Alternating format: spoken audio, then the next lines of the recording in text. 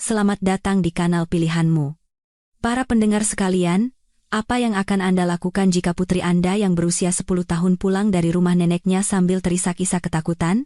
Saya diam-diam meletakkan alat perekam di tas putri saya karena cemas, dan seluruh tubuh saya membeku setelah mendengar kebenaran di dalamnya.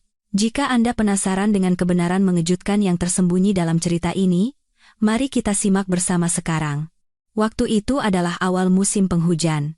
Angin sejuk meniup rambut para ibu yang menjemput anak-anak mereka di depan gerbang sekolah. Saya, Santi, sedang berdiri di bawah pohon angsana di depan gerbang sekolah dasar, mencari putri saya di tengah kerumunan anak-anak kecil yang berhamburan keluar. Di tangan, saya memegang erat jaket putri saya. Di tengah riuh suara anak-anak, saya menemukan putri saya, Rina.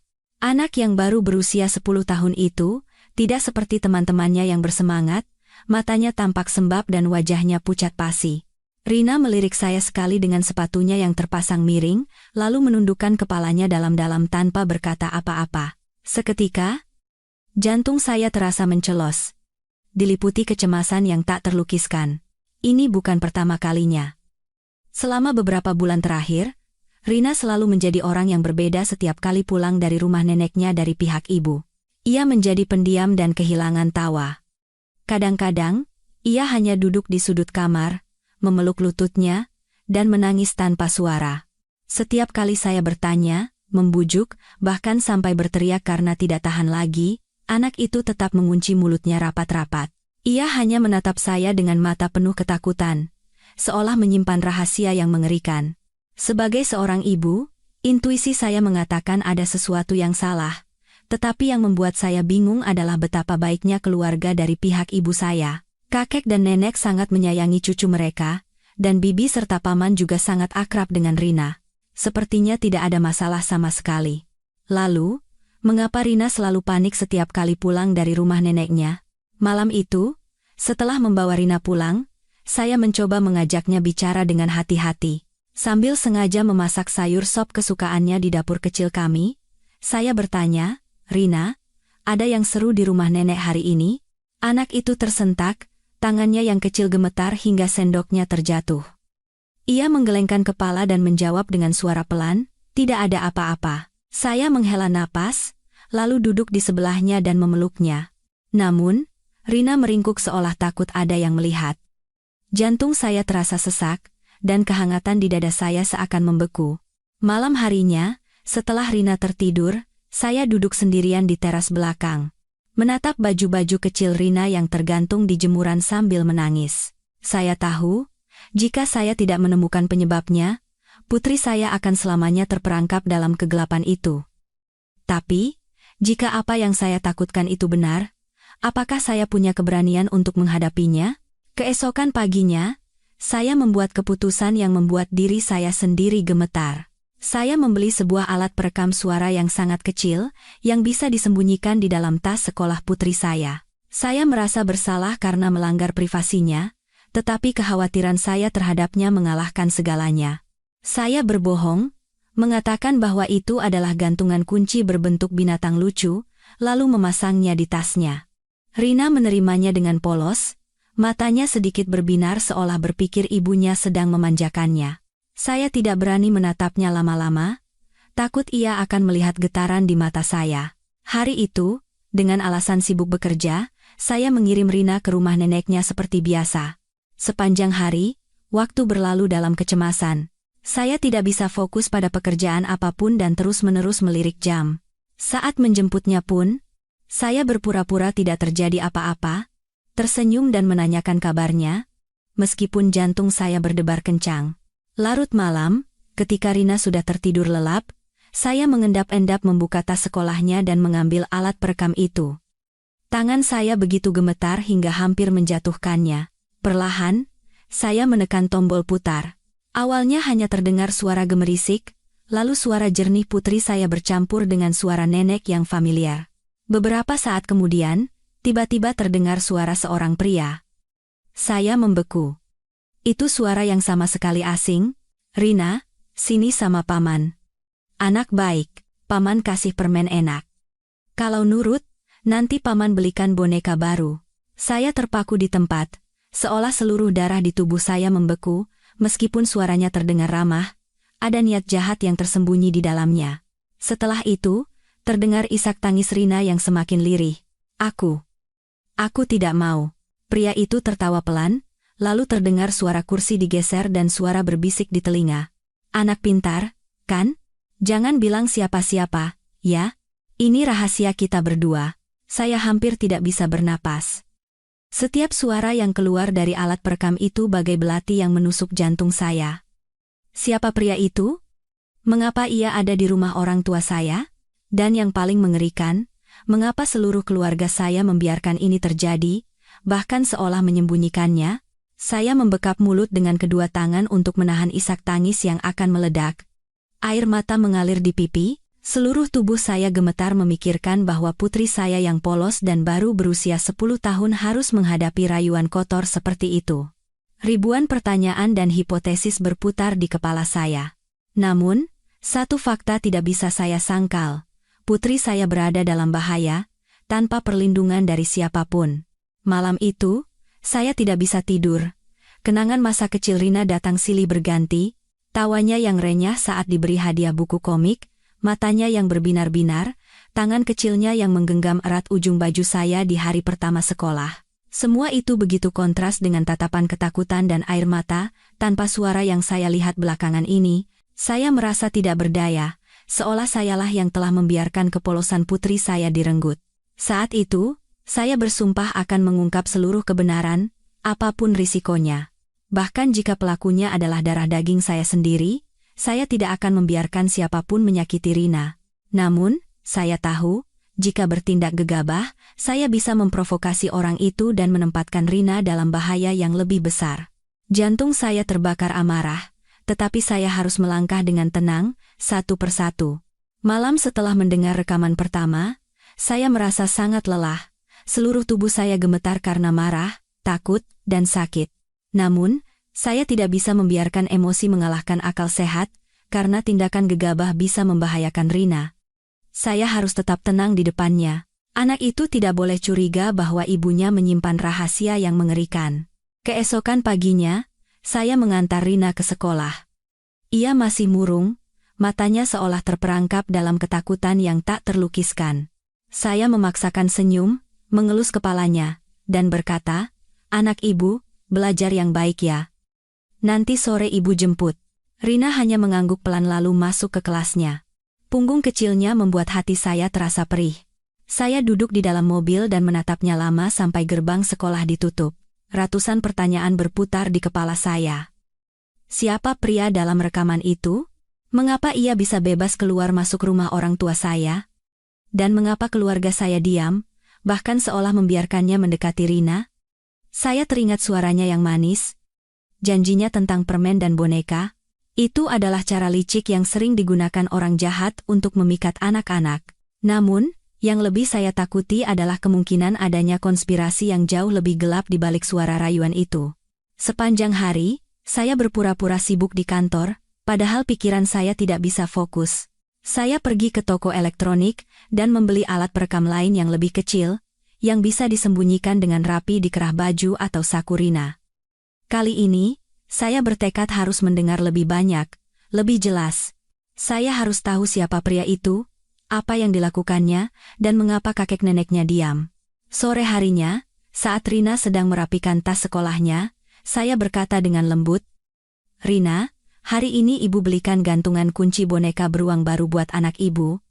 Lucu, kan? Biar ibu pasangkan di bajumu." Rina membelalakan matanya karena terkejut. "Benarkah, Bu?" Saya mengangguk, memaksakan senyum. Anak itu menyukai boneka beruang kecil yang tergantung di bajunya, sama sekali tidak tahu bahwa ada alat perekam mungil tersembunyi di dalamnya. Melihat kepolosannya, sekali lagi hati saya terasa seperti diiris pisau. Keesokan harinya, saya kembali beralasan sibuk bekerja dan menitipkan Rina di rumah neneknya. Namun, saya tidak langsung pergi. Saya mengawasi rumah itu dari kejauhan. Rumah tua ibu saya berada di sebuah gang kecil. Dindingnya berlumut dan kusam, tetapi di dalamnya selalu ramai dengan suara bibi, paman, dan anak-anak. Dari luar, saya melihat Rina masuk dan nenek menyambutnya, tetapi ada ketegangan tipis di wajahnya. Saya berpikir, apakah nenek juga tahu ada yang aneh, tapi sengaja menyembunyikannya? Malamnya, saat menjemput Rina, saya sengaja bertanya, "Tadi main apa di rumah nenek?" Seru. Anak itu terdiam sejenak, lalu melirik saya dengan cemas sebelum menunduk. Meskipun hanya sesaat, saya tahu ia menyembunyikan sesuatu dan telah diperingatkan keras oleh seseorang. Jauh malam, ketika seluruh rumah sunyi, saya kembali menyalakan alat perekam dengan tangan gemetar. Awalnya terdengar percakapan biasa, suara nenek yang menyuruh Rina makan, suara bibi yang membicarakan tetangga. Saya mendengarkannya dengan berat hati, karena semua orang sepertinya menjalani kehidupan normal seolah tidak terjadi apa-apa. Namun, setelah sekitar 1 jam, suara pria itu terdengar lagi. Seluruh tubuh saya kaku, tangan dan kaki saya menjadi dingin. "Rina anak baik, ya? Sini, duduk di sebelah paman. Jangan takut, tidak akan ada yang berbuat macam-macam. Kalau nurut sama paman, nanti paman ajak ke taman hiburan." Terdengar suara kursi digeser, langkah kaki mendekat, saya menahan napas. Lalu, Rina berbisik dengan suara bergetar, Aku mau pulang ke ibu." Pria itu tertawa serak. "Buat apa pulang ke ibu? Di sini ada paman. Banyak makanan enak. Ibumu kan sibuk terus. Dia tidak sayang kamu seperti paman." Saya menggertakkan gigi, seluruh tubuh saya gemetar. Setiap kata yang diucapkannya seperti menaburkan garam di luka hati saya. Saya melihat dengan jelas manipulasi psikologis yang mengerikan itu. Ia mencoba menanamkan pikiran bahwa ibunya tidak mencintainya, dan hanya dialah yang menyayanginya. Yang membuat saya hampir pingsan adalah apa yang terjadi selanjutnya. Terdengar suara nenek dari dalam rekaman itu. "Rina, ayo makan jeruk ini." Suara nenek terdengar lembut, tetapi sama sekali tidak menunjukkan keterkejutan atas kehadiran pria itu, seolah kehadirannya adalah hal yang wajar. Saya tercengang. Ini bukan kebetulan. Keluarga saya tahu segalanya. Mereka tidak hanya membiarkan, tetapi justru membiarkannya mendekati Rina. Mengapa? Sepanjang malam, saya tidak bisa tidur. Puluhan pertanyaan berputar di kepala saya. Siapa sebenarnya pria itu? Apakah kerabat dekat, atau orang asing yang memanfaatkan kelalaian keluarga saya? Semakin saya berpikir, semakin saya merinding. Keesokan paginya, saya memutuskan untuk menemui ibu saya secara langsung. Setelah mengantar Rina ke sekolah, saya langsung mengemudikan mobil ke rumahnya. Ibu saya, yang sedang menyapu halaman, tampak sedikit terkejut melihat saya. "Tumben pagi-pagi sekali datang?" Saya menatap matanya lekat-lekat, menahan getaran dalam suara saya, dan bertanya, "Bu, tolong jujur. Akhir-akhir ini, ada orang asing yang sering datang ke rumah?"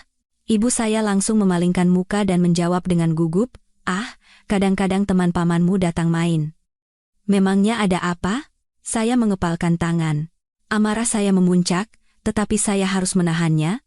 Saya tahu, jika saya mengatakan bahwa saya punya bukti, ibu dan keluarga saya mungkin akan menghancurkan bukti itu, atau menjadi waspada dan menghapus jejak pria itu. Saya butuh lebih banyak waktu.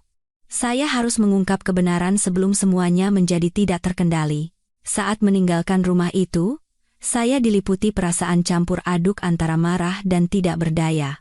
Saya sadar pertarungan ini akan panjang, dan saya harus melangkah dengan hati-hati. Putri saya terancam. Jika saya gagal, akibatnya akan fatal. Saat pulang, saya melihat Rina sedang mengerjakan PR. Bahu kecilnya yang gemetar setiap kali mendengar suara kecil. Saya mendekat, memeluknya, dan berjanji dalam hati, "Jangan khawatir. Nah, ibu akan melindungimu. Siapapun dia, bahkan jika itu keluarga kita sendiri, ibu akan mengungkap identitasnya." Tetapi saat itu, saya belum tahu. Kebenaran ternyata jauh lebih rumit dari yang saya bayangkan. Pria dalam kegelapan itu bukan sekadar orang asing. Ia terhubung dengan sebuah rahasia yang berusaha disembunyikan mati-matian oleh seluruh keluarga saya. Pagi itu, setelah bertemu ibu tetapi tidak mendapatkan jawaban yang jelas, saya meninggalkan gerbang rumahnya dengan hati yang berat dan kaki yang gemetar. Sikap menghindar dan tatapan cemas ibu saat saya bertanya tentang pria itu memberitahu saya bahwa masalah ini tidak sederhana.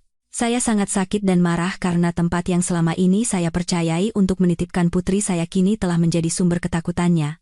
Sore itu, saat menjemput Rina dari sekolah, ia kembali berjalan keluar dengan wajah murung. Matanya sembab. Saya berlutut, memegang tangannya, dan berkata dengan suara selembut mungkin, "Rina, apa ada sesuatu yang menakutkan di rumah nenek? Ceritakan pada ibu. Ibu tidak akan marah. Ibu akan melindungimu." Rina menatap saya lekat-lekat. Matanya yang penuh ketakutan bergetar. Bibirnya bergetar seolah ingin mengatakan sesuatu, tetapi ia segera mengatupkannya kembali. Anak itu buru-buru menunduk dan membenamkan wajahnya di dada saya tanpa berkata apa-apa. Tindakannya bagai belati yang mengiris jantung saya. Jelas sekali ada sesuatu yang begitu mengerikan hingga putri saya yang berusia 10 tahun tidak mampu mengucapkannya. Malam itu, setelah Rina tertidur, saya kembali menyalakan alat perekam yang baru. Terdengar suara gemerisik, lalu tawa nenek yang familiar. Suara bibi, suara anak-anak berlarian. Semuanya tampak normal, sampai terdengar suara pintu berderit terbuka. "Apa kabar semua?" Aku mampir sebentar. Suara pria yang berat dan serak. Suara yang belum pernah saya dengar sebelumnya. Begitu ia muncul, ruangan itu seketika menjadi sunyi. Suasana ramai langsung hilang, seolah kehadiran pria itu adalah kekuatan tak kasat mata yang membungkam semua orang. Terdengar suara kursi ditarik, suara ia duduk. Nenek tertawa canggung. "Oh, kau datang? Ayo, duduk. Nanti kita makan malam bersama." "Ya, Bu. Aku datang karena kangen sama Rina." Nafas saya tercekat. Seluruh tubuh saya membeku. Siapa orang yang dipanggil kau oleh nenek? Bagaimana bisa ia dengan begitu santainya mengatakan merindukan Rina di depan semua orang? Yang lebih mengerikan adalah tidak ada seorang pun yang menentang atau melarangnya. Terdengar suara Rina, lirih seperti suara nyamuk. "Aku tidak mau dekat-dekat." Pria itu tertawa. "Anak baik. Paman bawa permen. Kalau nurut, nanti paman belikan boneka. Ingat, kan, janji kita untuk menjaga rahasia? Kalau kamu bilang pada siapapun, paman akan marah." Saya menggigit bibir hingga berdarah. Rasanya saya ingin segera lari ke rumah itu, membawa putri saya, dan kabur sejauh mungkin. Saya ingin berteriak kepada seluruh dunia. Tetapi saya tahu, jika melakukannya, semuanya akan berantakan, pria itu akan bersembunyi, dan hanya akan meninggalkan luka yang tak tersembuhkan. Saya harus menunggu. Saya harus mengetahui identitasnya. Keesokan paginya, saya diam-diam menghubungi bibi kedua saya, Tante Hana. Ia menikah dan tinggal jauh sehingga jarang pulang. Saya menemuinya di sebuah kafe yang sepi di kota. Tante Hana terkejut melihat saya dan bertanya, "Ada apa kok mendadak sekali minta bertemu?" Saya menatap matanya lekat-lekat dan berkata dengan suara bergetar, "Tante, sepertinya ada hal yang sangat mengerikan terjadi pada Rina di rumah nenek." Aku mendengar suara pria asing merayunya dari alat perekam. Wajah Tante Hana pucat pasi, matanya membelalak. Ia bertanya dengan gemetar, "Kamu dengar dengan jelas?" Saya mengangguk dan menceritakan semua yang saya dengar. Tante Hana terdiam lama, lalu menggenggam tangan saya erat-erat dan menghela napas. "Santi, pria itu mungkin Paman Yusuf?" Saya membeku di tempat. Nama Yusuf bagai petir yang menyambar. Yusuf adalah adik bungsu ibu saya, paman saya. Ia sudah lama bekerja di luar kota dan jarang pulang. Samar-samar saya ingat, saat kecil, ia sering menatap anak-anak dengan tatapan aneh. Tetapi saat itu saya masih kecil dan tidak berpikir apa-apa. "Paman Yusuf? Bagaimana bisa?" Suara saya tercekat. Tante Hana menunduk, bahunya bergetar. "Dulu, pamanmu pernah terlibat masalah yang tidak baik. Tapi keluarga menutupinya rapat-rapat karena takut malu. Kami kira ia sudah berubah. Tapi ternyata..." Saya tercengang, mengepalkan tangan hingga kuku saya menancap di telapak tangan.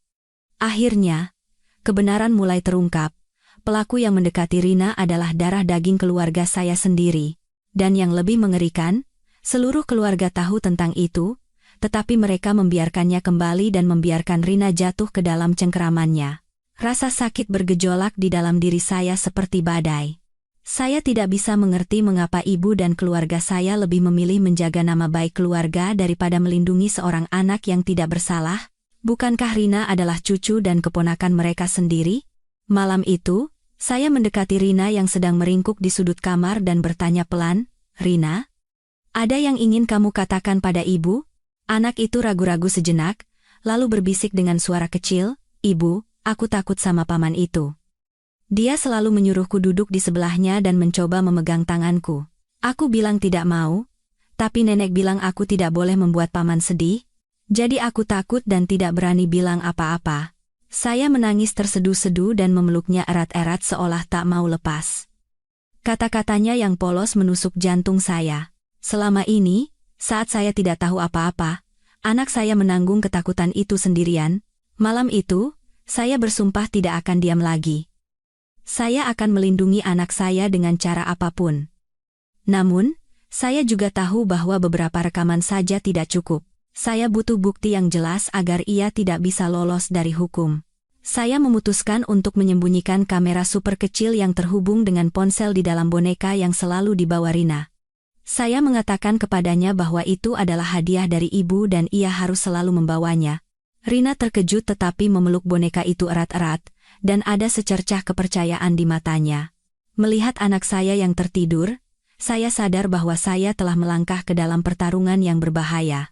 Di depan saya ada seluruh keluarga saya, dan di belakang saya ada putri kecil yang harus saya lindungi.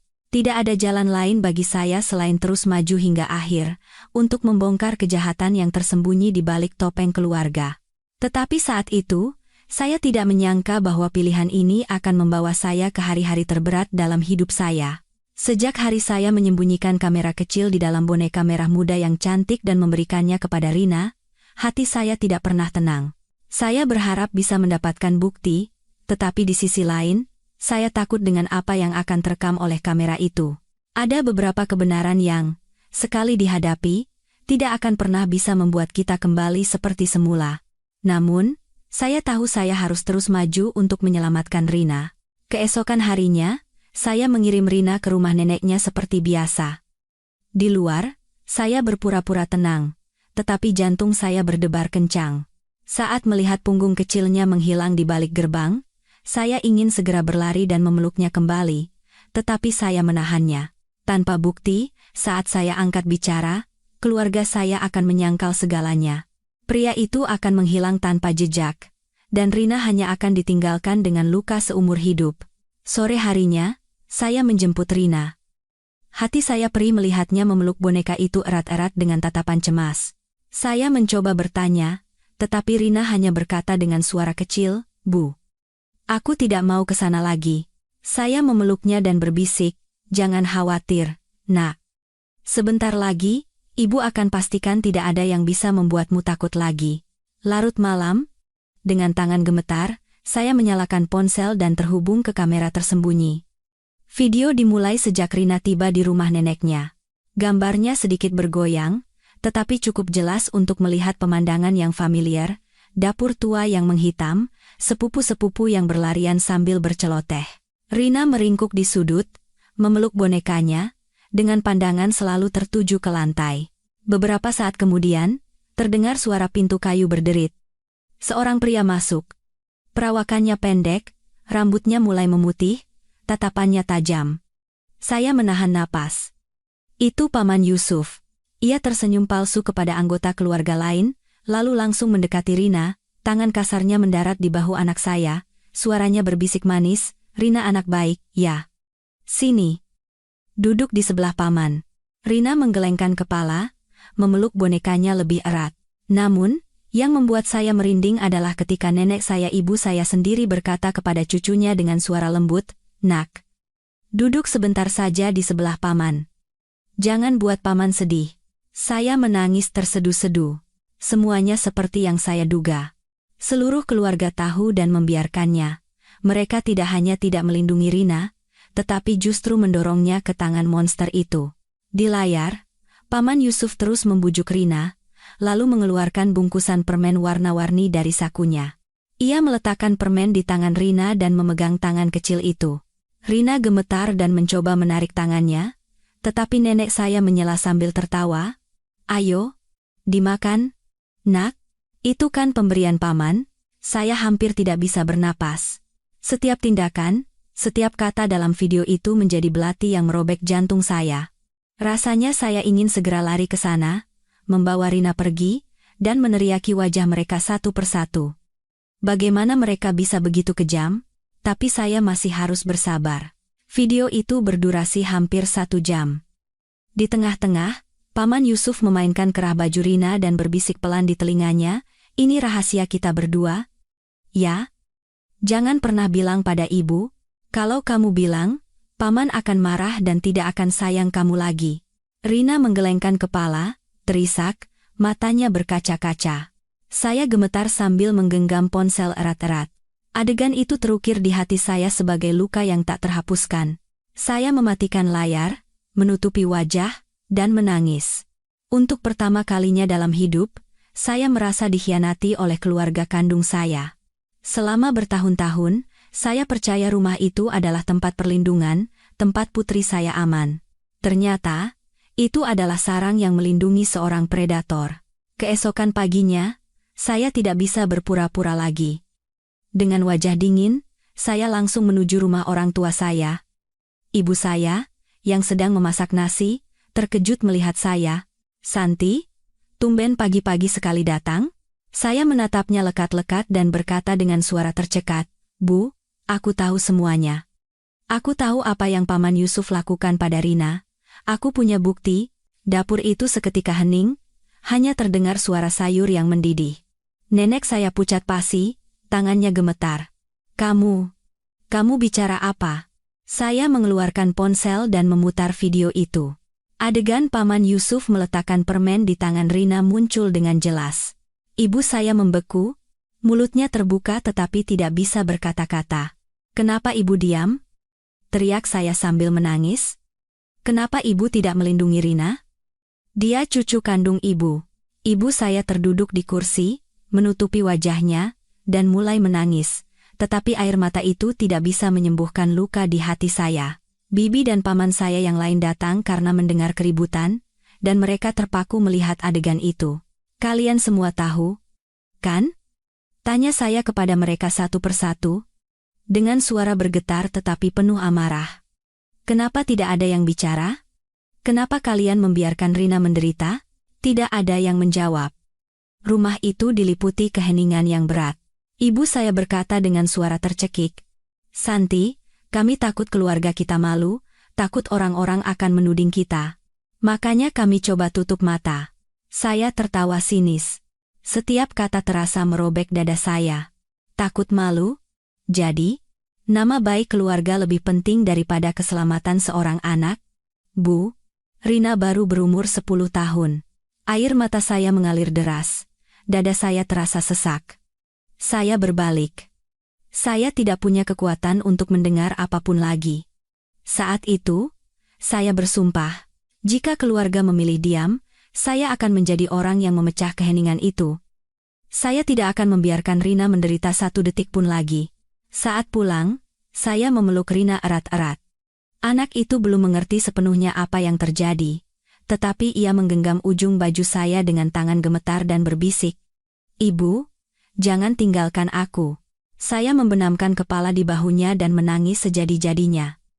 "Ibu tidak akan pernah meninggalkanmu.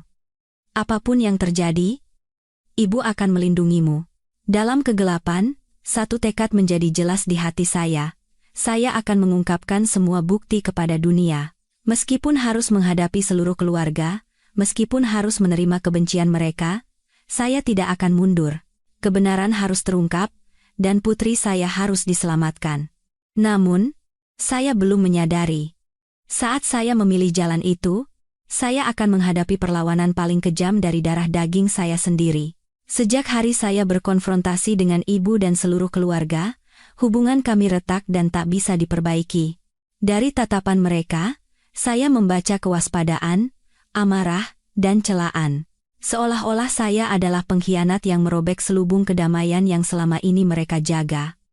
Tapi saya tahu, itu bukan kedamaian, melainkan keheningan yang jahat, kompromi yang mengerikan dengan kejahatan. Keesokan harinya, ibu menelepon. Suaranya bergetar, tetapi ia berusaha berpura-pura lembut. "Santi, coba pikirkan baik-baik. Paman Yusuf itu kan adikku, pamanmu juga. Kalau masalah ini jadi ramai, bukan hanya keluarga kita yang malu, tapi nanti juga akan jadi gunjingan orang, dan bisa berpengaruh pada masa depan Rina. Saya tersenyum pahit, mata saya membelalak. Bu, apa nama baik keluarga itu begitu penting sampai harus ditukar dengan masa kecil dan keselamatan seorang anak? Ibu takut dengan gunjingan orang? Tapi apa ibu pernah memikirkan putriku yang setiap malam menangis ketakutan? Di seberang telepon, ibu terdiam lama, lalu menghela napas. Kamu tidak akan mengerti. Keluarga kita dari dulu selalu menjunjung tinggi kehormatan. Sudahlah, masalah ini kita selesaikan secara internal saja. Nanti paman akan kami nasihati, jangan diperbesar. Darah saya mendidih. Selesaikan secara internal. Kalimat itu menggema di kepala saya. Bagi mereka, semua ini hanyalah masalah kecil yang bisa ditutupi. Tapi bagi Rina, ini adalah mimpi buruk, luka yang tidak akan pernah sembuh. Sore harinya, bibi saya datang ke rumah. Ia duduk di sofa dan berkata dengan suara tenang tapi tegas, "Santi, Tante tahu kamu sayang Rina, tapi pikirkan juga ibumu yang sudah tua. Kalau kamu perbesar masalah ini, ibumu bisa syok dan jatuh sakit. Usianya sudah lanjut, bagaimana bisa menanggung cemoohan orang? Sudahlah, lupakan saja masalah ini." Saya menatap bibi dengan kecewa, tenggorokan saya tercekat. Saya bertanya langsung, "Tante, kalau yang mengalami ini adalah anak tante, apa tante masih bisa melupakannya?" Bibi saya terkejut, matanya memerah, lalu ia memalingkan muka. Tante juga sedih. Tapi mau bagaimana lagi? Saya berdiri tegak. Suara saya tegas. "Tidak, Tante. Saya tidak bisa melupakannya. Sekali lagi saya katakan, saya akan membawa masalah ini ke publik. Jika semua orang memilih diam, saya akan menjadi orang yang memecah keheningan itu." Bibi saya membeku, matanya berkaca-kaca, lalu ia bergegas keluar rumah. Melihat punggungnya, hati saya sakit, tetapi tekad saya semakin kuat. Malam itu, saya memeluk Rina. Anak itu tertidur di pelukan saya. Saya mengelus kepalanya dan berbisik, "Nak, ibu tidak akan membiarkan siapapun menyakitimu lagi. Meskipun harus melawan seluruh keluarga, ibu akan melakukannya." Keesokan paginya, saya bertemu dengan teman lama saya, yang kini menjadi pengacara, Indah. Di sebuah kafe, saya menceritakan segalanya, dan dengan tangan gemetar, saya menyerahkan USB berisi rekaman suara dan video. Indah mendengarkan dengan saksama, keningnya berkerut. "Santi, dengan bukti-bukti ini, kita bisa menuntutnya. Tapi jalan ini akan sangat berat. Keluargamu pasti akan menentangmu, membencimu, bahkan mungkin memutuskan hubungan denganmu. Apa kamu sudah siap?" Saya menatapnya dan berkata dengan tegas, "Aku siap. Aku lebih baik kehilangan seluruh keluarga daripada kehilangan putriku." Indah mengangguk dan berkata dengan mantap, "Baiklah. Aku akan membantumu. Tapi pertama-tama, kumpulkan lebih banyak bukti. Semakin banyak, semakin baik. Kita harus membuat semuanya jelas agar tidak ada yang bisa menyangkalnya nanti." Saya menggenggam tangannya dan menangis. Selama beberapa hari terakhir yang terasa begitu berat, untuk pertama kalinya saya merasa tidak sendirian. Namun, kesulitan datang lebih cepat dari yang saya duga. Malam itu, saat saya baru saja menjemput Rina dari sekolah, Paman Yusuf tiba-tiba muncul di depan pintu rumah saya. Ia tersenyum palsu dan berkata dengan suara menjijikan, "Santi, Paman mau bicara sebentar." Saya menyembunyikan Rina di belakang saya dan menatapnya dengan dingin. Saya tidak punya apa-apa untuk dibicarakan dengan Paman. Wajahnya seketika mengeras, matanya berkilat marah, tetapi ia segera menyembunyikannya dengan senyum paksa. "Rina kan keponakanku juga. Masalah seperti ini bisa kita selesaikan secara kekeluargaan, kan? Buat apa diributkan?" Saya menggertakkan gigi dan berkata, "Keponakan itu untuk dilindungi, bukan untuk dimanfaatkan. Segera pergi dari sini, atau saya panggil polisi." Paman Yusuf mencengkeram erat tali tasnya, lalu berbalik. Tapi saya melihat dengan jelas kebencian dan ancaman di matanya. Saya tahu ia tidak akan menyerah begitu saja, dan bahaya bagi saya dan Rina semakin dekat. Malam itu, saya tidak bisa tidur. Saya telah memasuki perang yang tidak bisa saya tinggalkan. Keluarga saya akan berbalik melawan saya, dan Paman Yusuf akan berusaha menutupi perbuatannya, bahkan mungkin membalas dendam. Tapi saya tidak takut. Yang saya takuti hanya satu, jika saya diam, Rina akan kehilangan masa kecilnya, kepercayaannya, dan mungkin seluruh hidupnya. Saya mengambil ponsel dan memutar ulang video itu. Melihat wajah Rina yang polos dan ketakutan, saya mengepalkan tangan dan berjanji, mulai besok, semuanya akan berubah. Bahkan jika harus melewati neraka, ibu akan melewatinya bersamamu. Di luar jendela, kegelapan pekat menyelimuti, dan suara angin yang berdesir seolah menjadi pertanda badai yang akan datang. Saya menarik napas dalam-dalam. Mulai sekarang, ini bukan lagi sekadar melindungi Rina, tetapi pertarungan sengit seorang ibu melawan seluruh keluarga yang berusaha menutupi kejahatan. Dan saya sudah siap. Keesokan paginya, saat saya hendak mengantar Rina ke sekolah, bel pintu berbunyi keras. Saat saya membukanya, pemandangan di depan saya membuat saya terpaku. Ibu, bibi, dan paman saya berdiri di sana. Wajah mereka kaku, dan tidak ada lagi kehangatan di mata mereka. Ibu saya yang pertama bicara. Suaranya bergetar tetapi penuh wibawa. "Santi, hari ini ibu mau bicara sekali saja. Hentikan semua ini. Masalah keluarga harus diselesaikan di dalam keluarga. Kalau kamu buat keributan seperti ini, seluruh keluarga akan hancur." Saya memeluk Rina erat-erat di belakang saya dan berkata dengan tegas, "Bu, saya sudah bilang, ini bukan lagi masalah keluarga, ini kejahatan." Dan ibu yang diam sama saja dengan ikut serta dalam kejahatan itu. Paman saya melangkah maju, wajahnya mengeras. Suaranya tajam. "Kalau kamu laporkan masalah ini ke polisi, anggap saja hubunganmu dengan keluarga ini putus. Kami akan memutuskan hubungan denganmu." Saya menatap mata paman saya lekat-lekat. Hati saya hancur, tetapi saya tidak takut. Kalau saya harus memilih antara putri saya dan keluarga ini, saya akan memilih putri saya. Apa artinya keluarga yang menutup mata terhadap kejahatan? Bibi saya menangis dan memegang lengan saya. "Santi, tolong pikirkan ibumu. Orang tua, bagaimana bisa menanggung gunjingan itu? Kalau kamu begini, ibumu bisa meninggal karena syok." Air mata saya juga mengalir, tetapi saya menepis tangan bibi saya dan mengucapkan kata-kata setajam pisau. Kalau ibu meninggal karena malu, saya lebih baik menjadi anak durhaka. Tapi kalau Rina mati dalam ketakutan, saya tidak akan bisa hidup lagi.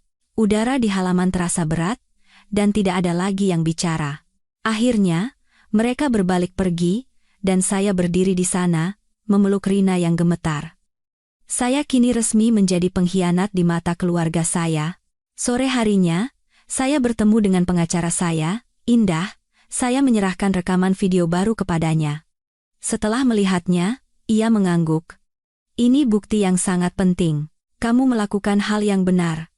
Tapi hati-hati, orang seperti Paman Yusuf tidak akan tinggal diam jika merasa terancam." Mendengar itu, firasat buruk membuat saya mengepalkan tangan. Dan firasat itu segera menjadi kenyataan. Malam itu, saat saya baru saja menidurkan Rina, terdengar suara aneh dari halaman. Saya keluar dengan hati-hati. Jantung saya berdebar kencang, dan di bawah cahaya lampu jalan yang redup, saya melihat sosok yang familiar. Paman Yusuf. Ia berdiri tepat di depan gerbang, bergumam dengan mata merah. Perempuan sialan itu. Berani-beraninya dia menyudutkanku. Saya takut. Tetapi saya memberanikan diri berteriak, "Pergi dari sini." Saya sudah lapor polisi. Ia tersentak mundur, lalu menghilang ke dalam kegelapan dengan wajah penuh amarah. Saya gemetar, segera mengunci pintu, dan memeluk Rina. Anak itu terbangun karena terkejut dan menangis. "Ibu, aku takut." Saya memeluknya dan berbisik, "Jangan takut. Ada ibu di sini. Tidak ada yang akan menyakitimu." Selama beberapa hari berikutnya, saya hidup dalam kewaspadaan, selalu terjaga mendengar suara sekecil apapun. Keluarga saya tidak lagi mendatangi saya, tetapi keheningan itu justru membuat saya lebih cemas, seolah mereka sedang merencanakan sesuatu secara diam-diam. Suatu sore, saat saya hendak menjemput Rina dari sekolah, wali kelasnya memanggil saya. Wajahnya serius. "Bu Santi, akhir-akhir ini Rina terlihat sangat cemas. Dia sering terkejut, tidak mau bergaul dengan teman-temannya, dan kadang menangis sendirian di kelas. Apa boleh saya bertanya? Apakah ada masalah di rumah? Saya membeku, air mata hampir jatuh, tetapi saya menahannya dan berkata pelan, "Terima kasih atas perhatiannya, Bu Guru. Saya sedang menanganinya. Saya janji, anak saya tidak akan menderita lagi." Bu Guru mengangguk dan memegang tangan saya. "Saya percaya pada Ibu, tapi Ibu harus cepat. Luka seperti ini, jika dibiarkan terlalu lama, bisa menjadi trauma seumur hidup." Kata-kata itu bagai belati yang menusuk jantung saya, mendesak saya untuk segera bertindak. Saya memutuskan untuk menyerahkan semua bukti kepada Indah dan memulai proses hukum. Malam itu, saat saya baru saja mengirim email kepada Indah, ponsel saya berbunyi. Sebuah pesan teks dari nomor tak dikenal. "Kalau kau perbesar masalah ini, anggap saja putrimu akan hilang." Saya terpaku. Tangan saya gemetar hingga ponsel saya jatuh, rasa takut menyelimuti seluruh tubuh saya, tetapi pada saat yang sama, api amarah berkobar. Paman Yusuf tahu rencana saya, ia mengancam saya agar diam. Saya memeluk Rina, menatap wajahnya yang polos, dan berteriak dalam hati, "Tidak, aku tidak akan mundur. Bahkan jika harus kehilangan segalanya, aku akan mengungkap kebenaran kepada dunia." Saya mengambil ponsel dan menelepon Indah. Suara saya tercekat. "Mbak Indah." Mereka mulai mengancam saya. "Kita tidak bisa menunda lagi." Indah menjawab dengan tenang, "Bu Santi, pastikan keselamatan Rina dulu. Besok saya akan temani Ibu ke kantor polisi." "Jangan takut, kita punya hukum." Mendengar itu, saya menangis, tetapi ada kekuatan yang tumbuh di dalam hati saya. Saya tahu perang yang sesungguhnya akan segera dimulai, dan besok, saya akan mengungkap segalanya kepada dunia, meskipun jalan di depan saya gelap gulita. Pagi itu, saya menggenggam erat tangan Rina, hati saya campur aduk, belum pernah langkah saya seberat dan segemetar ini. Sepanjang jalan ke sekolah, Rina tidak berkata apa-apa. Matanya yang kosong seolah menjadi cermin dari trauma yang menggerogoti jiwanya yang rapuh. Saya memaksakan senyum dan mengelus kepalanya. "Rina anak baik, ya. Hari ini di sekolah seperti biasa saja. Nanti sore Ibu jemput lebih awal. Dan kalau ada orang asing yang mendekat, harus dihindari ya." "Janji?" Anak itu hanya mengangguk pelan, tetapi tangannya menggenggam erat ujung baju saya. Hati saya sakit, tetapi saya tidak bisa menunjukkan kekhawatiran saya, takut membuatnya lebih cemas. Setelah mengantar Rina ke kelas, saya langsung menuju kantor Indah. Kantornya terang, berbau kertas dan kopi, tetapi hati saya seperti dilanda badai. Indah menatap saya dan berkata dengan tegas, "Bu Santi, hari ini saya sudah buat janji dengan penyidik. Kita akan melaporkan semuanya. Ceritakan apa adanya. Jangan ada yang ditutupi. Bukti yang Ibu bawa akan sangat membantu." Saya menahan gemetar, menarik napas dalam-dalam, dan mengangguk. USB berisi rekaman suara dan video di dalam tas saya terasa seperti beban berat, tetapi juga satu-satunya harapan untuk menyelamatkan Rina. Di kantor polisi, saya duduk berhadapan dengan seorang penyidik muda yang tatapannya serius. Indah duduk di sebelah saya, sesekali mengangguk untuk menenangkan saya. Saya menceritakan semuanya, dari saat Rina pulang menangis, hingga saya diam-diam memasang alat perekam dan menemukan suara Paman Yusuf. Beberapa kali suara saya tercekat dan air mata mengalir, tetapi saya berusaha berbicara sejelas mungkin. Saat saya memasukkan USB dan memutar video, ruangan itu hening. Adegan Paman Yusuf meletakkan permen di tangan Rina dan membujuknya dengan suara yang mengerikan diputar. Penyidik itu mengerutkan kening, dan dengan cepat menulis sesuatu di laporannya. Ia berkata perlahan dan jelas, "Ini bukti yang sangat penting. Kami akan segera membuat laporan kasus dan memulai penyelidikan. Tapi Ibu harus siap mental. Saat kasus ini terbuka, perlawanan dari keluarga Ibu akan sangat kuat." Saya menggigit bibir dan mengangguk. "Saya siap. Saya tidak takut kehilangan segalanya, saya hanya takut kehilangan putri saya." Indah menepuk tangan saya pelan. Tatapannya yang tegas membuat hati saya sedikit lebih kuat. Sore harinya, saat saya baru saja menjemput Rina dari sekolah, telepon berdering. Ibu saya. Begitu saya mengangkatnya, ia berteriak histeris. Santi, bagaimana bisa kamu melakukan ini? Melaporkan pamanmu sendiri. Apa kamu masih menganggap aku ini ibumu? Saya gemetar, tetapi berusaha tetap tenang. Bu, saya tidak punya pilihan lain. Kalau ibu benar-benar sayang pada Rina, ibu seharusnya mengerti bahwa saya melakukan hal yang benar. Ibu berteriak di seberang telepon. Mengerti apa? Kamu sudah menghancurkan seluruh keluarga kita. Saya menutup telepon. Air mata saya hampir jatuh. Dan Rina menatap saya dan bertanya dengan suara kecil. Ibu? Nenek marah sama ibu? Saya buru-buru menghapus air mata dan memeluknya erat-erat. Tidak apa-apa, Nak. Ibu bisa menahannya. Asalkan putri ibu aman. Tetapi badai tidak berhenti di situ. Malam itu, paman saya datang bersama beberapa kerabat ke depan rumah kami, terdengar suara pintu digedor-gedor disertai makian. Anak durhaka. Beraninya kau melaporkan pamanmu ke polisi. Kau mau mempermalukan seluruh keluarga. Ya? Saya memeluk Rina, merasakan jantung saya berdebar kencang, dan berteriak keluar, kalau kalian terus membuat keributan di sini, saya panggil polisi sekarang juga. Terdengar beberapa makian lagi dari luar, lalu suasana menjadi sunyi, tapi saya tahu, sekarang saya dan Rina benar-benar sendirian. Tidak ada seorang pun dari keluarga saya yang ada di pihak kami lagi. Keesokan harinya, saya mendapat kabar dari polisi bahwa mereka telah mengidentifikasi Paman Yusuf dan akan memanggilnya untuk diperiksa. Kabar itu membuat hati saya sedikit lega, tetapi juga tegang. Saya tahu, begitu ia dipanggil, keluarga saya akan berusaha menghalangi penyelidikan, bahkan mungkin memfitnah saya. Benar saja, sore itu, gosip mulai beredar di lingkungan sekitar, Santi itu sudah gila. Melaporkan pamannya sendiri, pasti dia mengarang cerita untuk memfitnah keluarganya. Mungkin dia dendam karena dicampakkan suaminya. Kata-kata jahat itu menusuk seperti belati, tetapi saya menggertakkan gigi dan bertahan. Saya tidak boleh hancur.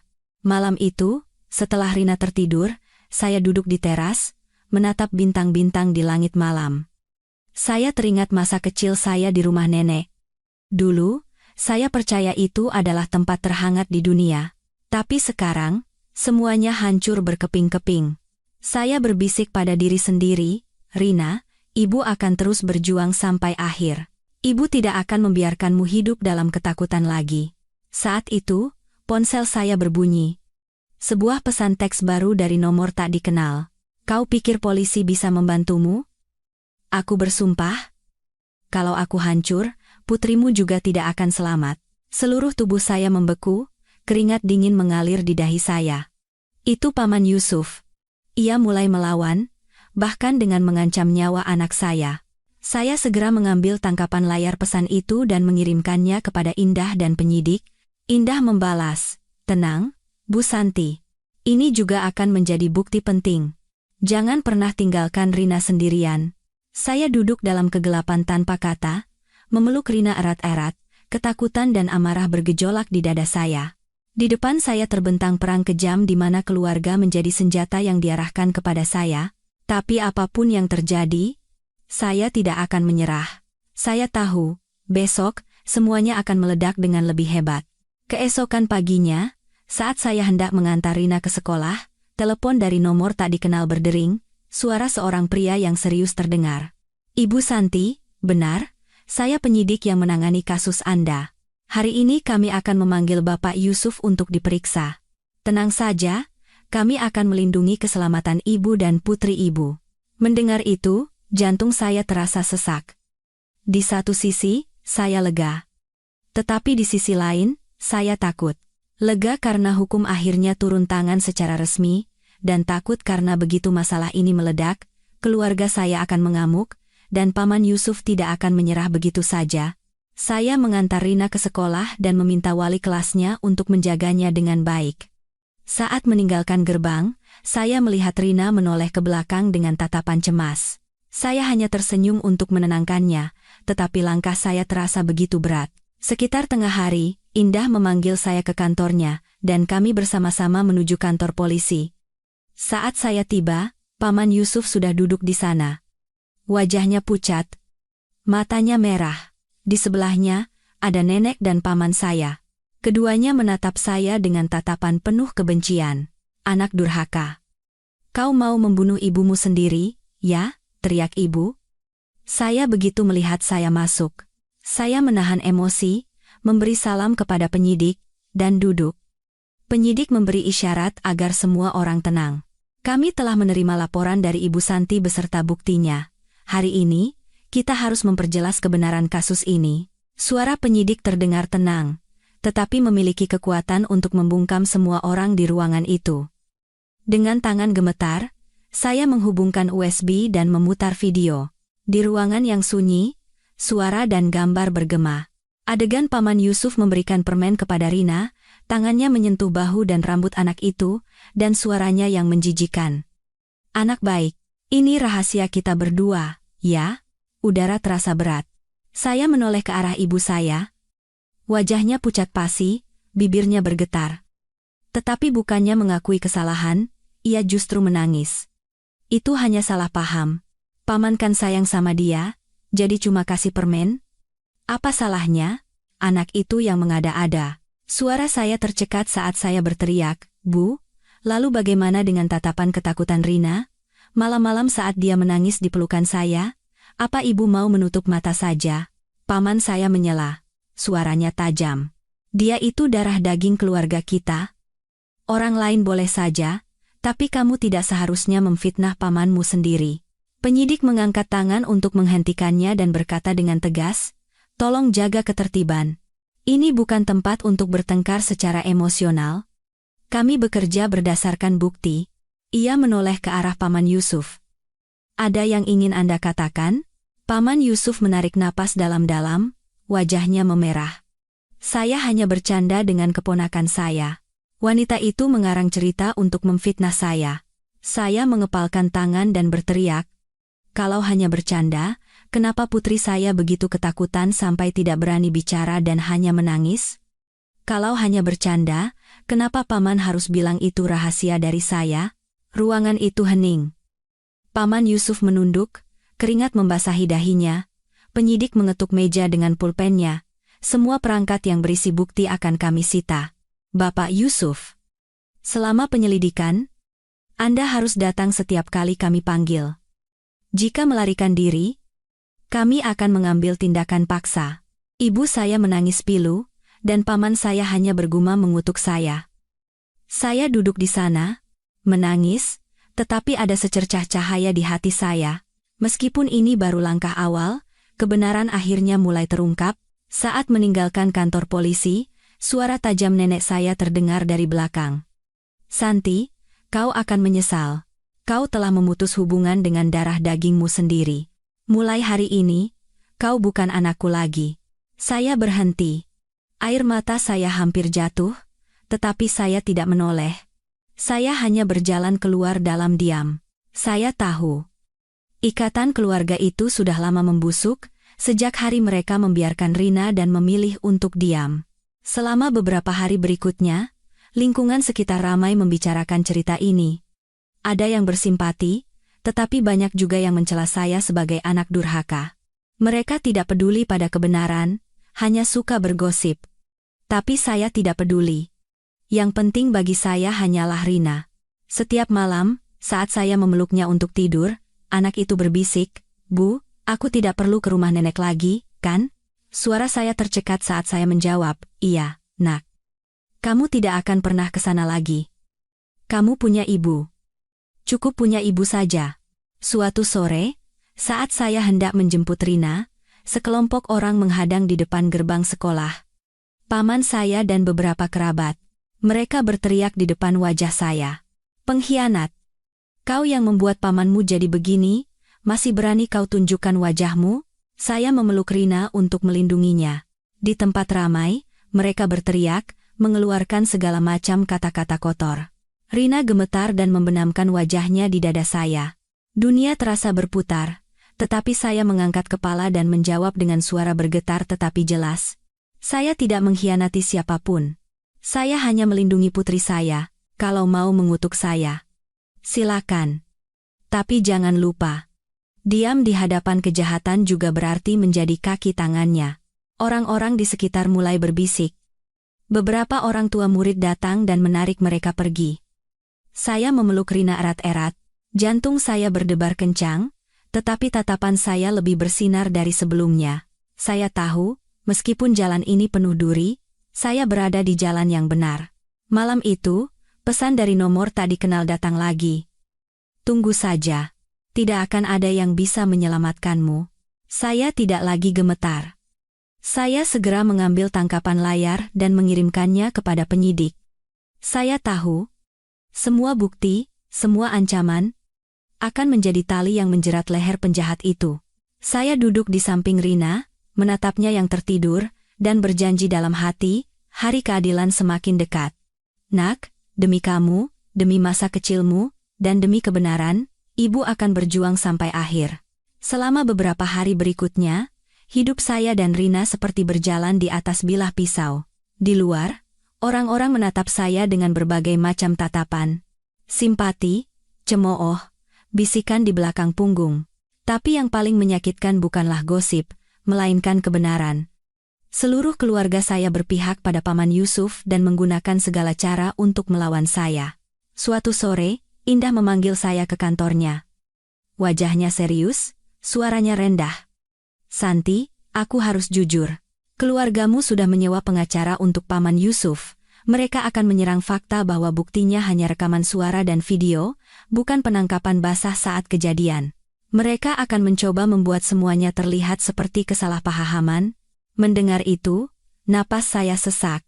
Saya berkata dengan gemetar, tapi, Mbak, di video itu jelas dia merayu anakku dan menyuruhnya menjaga rahasia. Apa itu tidak cukup? Indah memegang tangan saya untuk menenangkan. Secara hukum, itu adalah indikasi yang kuat. Tapi jika keluargamu menyangkal, pertarunganmu akan sulit. Persidangan ini akan panjang dan melelahkan. Kamu harus kuat. Saya mengangguk dengan mata berkaca-kaca. Saya tahu jalan ini tidak akan mudah, tetapi tidak ada jalan untuk kembali. Malam itu, saat Rina baru saja tertidur, telepon dari nomor tak dikenal berdering, terdengar suara pria yang dingin dan serak. Hentikan. Atau putrimu akan menanggung akibatnya. Saya membeku. Ini bukan lagi ancaman biasa. Ini adalah ancaman langsung terhadap nyawa Rina. Saya gemetar. Segera memberitahu Indah dan penyidik. Mereka menasihati saya untuk tidak pernah meninggalkan Rina sendirian, menghindari keluar rumah sendirian, dan mereka akan meningkatkan patroli di sekitar rumah saya. Selama beberapa hari berikutnya, saya benar-benar hidup dalam ketakutan. Setiap kali mengantar Rina ke sekolah, saya selalu waspada, melihat apakah ada yang mengikuti. Rina, dengan kepolosannya, tidak mengerti segalanya, tetapi ia menggenggam tangan saya erat-erat dan kadang bertanya dengan suara kecil, Bu, kenapa ibu selalu kelihatan takut? Saya menelan air mata dan menjawab, karena ibu sangat sayang pada putri ibu. Beberapa hari kemudian, polisi memanggil Paman Yusuf untuk kedua kalinya. Kali ini, selain video dan rekaman suara, pesan teks ancaman juga diajukan sebagai bukti. Penyidik menatap Paman Yusuf dan mendesaknya, bagaimana Anda menjelaskan pesan teks ini? Paman Yusuf pucat pasi dan tergagap. Bukan saya yang mengirimnya. Pasti ada yang merekayasa. Saya langsung meninggikan suara. Suara di telepon waktu itu jelas suara Paman. Saya mendengarnya dengan jelas. Apa Paman mencoba membungkam saya dengan mengancam putri saya? Paman Yusuf berteriak. Diam, kau anak durhaka. Penyidik memukul meja dengan keras dan berkata dengan tegas, jaga sikap Anda. Semua ini direkam. Saat itu, saya melihat dengan jelas bahwa ia mulai goyah, tapi tidak dengan keluarga saya. Mereka mengadakan rapat keluarga, memanggil kerabat jauh. Mereka memanggil saya, katanya untuk menyelesaikan masalah secara internal. Saya tahu itu jebakan, tetapi saya memutuskan untuk datang, karena saya ingin menatap mata semua kerabat yang telah membelakangi saya. Begitu saya masuk, ruangan yang tadinya sunyi menjadi riuh. Makian dan celaan menghujani saya. Bagaimana bisa seorang anak melaporkan pamannya sendiri? Kau mempermalukan seluruh keluarga. Saya mengepalkan tangan, Jantung saya berdebar kencang, tetapi saya mengangkat kepala tegak. Saya tidak mengkhianati siapapun. Orang yang menutupi kejahatanlah yang mengkhianati keluarga. Apa kalian pernah memikirkan Rina? Dia baru berumur 10 tahun, setiap malam menangis ketakutan. Keheningan kalian sama saja dengan mendorongnya ke tangan iblis. Ruangan itu dipenuhi suara pertentangan. Ibu saya berdiri, wajahnya tua dan keriput, tetapi matanya masih penuh amarah. Santi, diam. Gara-gara kau, seluruh keluarga malu, kau bukan anakku lagi. Hati saya hancur, tetapi saya menjawab, jika untuk menjadi anak ibu, saya harus menutup mata terhadap kejahatan, saya rela menjadi anak durhaka. Tidak ada lagi yang bicara. Hanya terdengar makian dan bisikan, saya berjalan keluar dari sana. Hati saya sakit, tetapi di sisi lain, saya merasa lebih kuat. Saya tahu, saya telah kehilangan seluruh keluarga saya. Tetapi saya telah melindungi Rina. Beberapa hari kemudian, polisi datang ke sekolah untuk meminta keterangan Rina. Saya khawatir karena anak saya masih sangat kecil. Tetapi para penyidik memperlakukannya dengan sangat lembut. Rina bercerita dengan gemetar. Paman itu kasih permen, terus suruh duduk di sebelahnya. Aku bilang tidak mau, tapi nenek bilang aku tidak boleh bikin paman sedih. Mendengar kata-kata yang polos itu, saya tidak bisa menahan air mata. Penyidik mengangguk dan mencatat dengan teliti. Mereka berkata kepada saya, keterangan anak ibu sesuai dengan bukti. Ini akan menjadi dasar yang kuat untuk melanjutkan penuntutan. Saya merasa seperti beban berat terangkat dari pundak saya. Jalan masih panjang, tetapi cahaya keadilan mulai bersinar. Malam itu, saat saya memeluk Rina untuk tidur, anak itu berbisik. Bu, kapan aku boleh tidak takut lagi? Saya mengelus kepalanya dan berbisik. Sebentar lagi, nak. Sebentar lagi akan datang hari di mana kamu bebas. Tidak akan ada kegelapan yang bisa menyentuhmu lagi. Di luar, angin berdesir di antara pepohonan, dan kegelapan pekat menyelimuti, tetapi di dalam hati saya, api yang lebih terang dari sebelumnya berkobar. Saya telah melangkah terlalu jauh untuk bisa kembali, dan kini hanya ada satu jalan yang tersisa, terus maju menembus badai. Ketika saya mendengar kabar bahwa kejaksaan telah memutuskan untuk menuntut dan Paman Yusuf ditahan, saya duduk diam di kamar kecil saya. Memeluk Rina erat-erat, hati saya gemetar, tetapi di sisi lain, saya merasa lega. Amarah dan kepedihan selama berbulan-bulan akhirnya mendapat jawaban. Namun, saya tahu ini bukanlah akhir, melainkan awal dari badai yang lebih besar. Kabar penahanan Paman Yusuf menyebar dengan cepat di seluruh lingkungan. Tak lama kemudian, berbagai macam gosip dan tuduhan menghujani saya dan putri saya. Ada yang bersimpati, tetapi ada juga yang melontarkan kata-kata jahat. Dia mau menghancurkan keluarganya sendiri dengan melaporkan pamannya. Anak durhaka macam apa itu? Pasti dia mengarang cerita untuk memeras uang. Setiap kata, setiap tatapan, menusuk seperti pisau, tetapi saya menggertakkan gigi dan bertahan. Saya percaya kebenaran hanya ada satu, dan keadilan akan terwujud ketika semuanya terungkap. Suatu sore, saat saya sedang menyiapkan makan malam, tiba-tiba terdengar suara pintu digedor keras. Saya terkejut, memeluk Rina, dan berjalan keluar. Di depan pintu, beberapa kerabat berdiri dengan wajah merah padam, berteriak, "Santi, beraninya kau memasukkan Paman Yusuf ke penjara, kau anggap apa keluarga ini? Kau telah mencoreng nama baik keluarga, dasar anak kurang ajar." Saya menyembunyikan Rina di belakang saya, jantung saya berdebar kencang, tetapi saya berkata dengan jelas, saya melakukannya untuk melindungi putri saya. Orang yang bersalah harus dihukum, saya tidak menyesal. Seorang kerabat laki-laki menggeram, "Kau pikir kau bisa lolos begitu saja? Dengar baik-baik, mulai hari ini, tidak ada seorang pun di keluarga ini yang akan menerimamu, putrimu juga. Kalau sudah besar, hanya akan menjadi bahan cemoohan orang." Rina menangis ketakutan, memeluk kaki saya erat-erat. Saya menatap mereka lekat-lekat, air mata saya mengalir, tetapi suara saya tegas. Kalau kalian mau membuang saya dan putri saya, silakan, tapi ingat, keheningan dan perlindungan kalian terhadap kejahatan itulah yang menjadi aib sesungguhnya. Mereka pergi dengan marah, meninggalkan halaman yang kosong. Saya terduduk, memeluk Rina. Hati saya hancur, tetapi tekad saya tidak goyah. Beberapa hari kemudian, saya pergi ke kantor polisi untuk memberikan keterangan tambahan. Penyidik berkata dengan serius, "Bu Santi, kami sudah mengumpulkan banyak bukti dan keterangan yang sesuai, tetapi pengacara Bapak Yusuf membantah dengan keras. Mereka berargumen bahwa video itu tidak membuktikan tindakan pelecehan spesifik dan hanya sebatas candaan. Di persidangan nanti, perdebatan akan sengit, jadi ibu harus siap mental." Saya menelan air mata dan mengangguk. Saya sudah melangkah terlalu jauh untuk bisa kembali.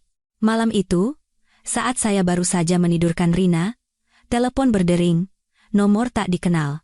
Begitu saya mengangkatnya, suara yang familiar membuat seluruh tubuh saya membeku. "Santi, kau pikir kau bisa mengalahkanku? Bahkan jika aku masuk penjara, aku akan menyeretmu bersamaku. Kau pikir kau bisa hidup tenang membesarkan putrimu?" Saya gemetar. Jantung saya serasa mau meledak. Itu suara Paman Yusuf. Apakah ia menelepon dari tahanan? Atau ada yang menyampaikannya? Saya segera merekam panggilan itu dan mengirimkannya kepada penyidik. Keesokan harinya, saat saya mengantar Rina ke sekolah, seorang wanita asing tiba-tiba menghadang saya dan menyelipkan secari kertas di tangan saya. Saya terkejut dan membukanya. Di dalamnya tertulis dengan tulisan tangan yang tergesa-gesa, "Jangan melawan lagi. Sesuatu akan terjadi pada putrimu." Saya membeku. Darah saya terasa dingin.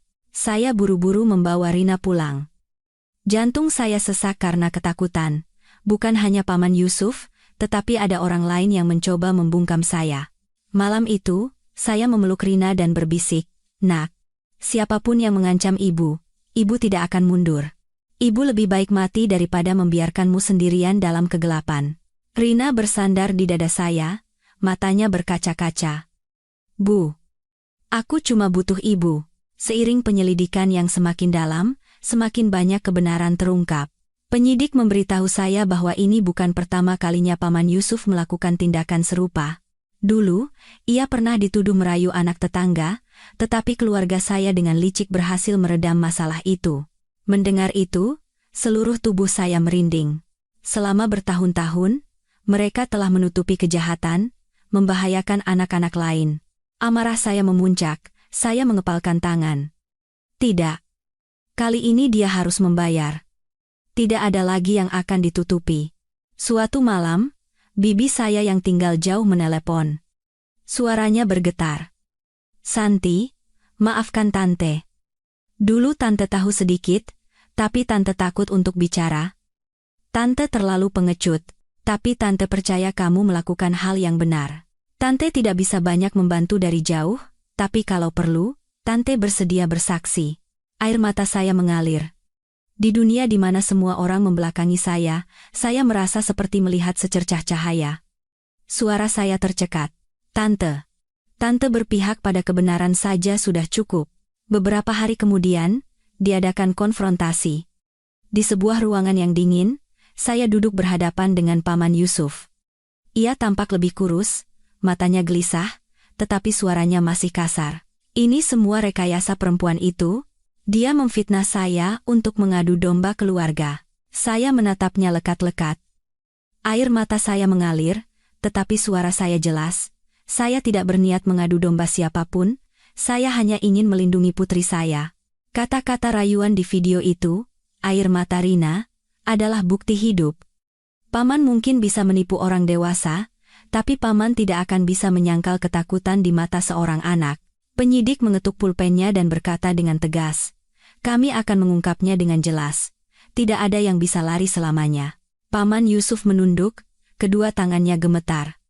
Untuk pertama kalinya, saya melihat kepercayaan dirinya hancur.